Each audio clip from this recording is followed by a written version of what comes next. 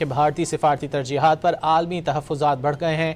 نئی دہلی کے لیے واشنگٹن کے رویے میں تبدیلی نمایاں ہو گئی۔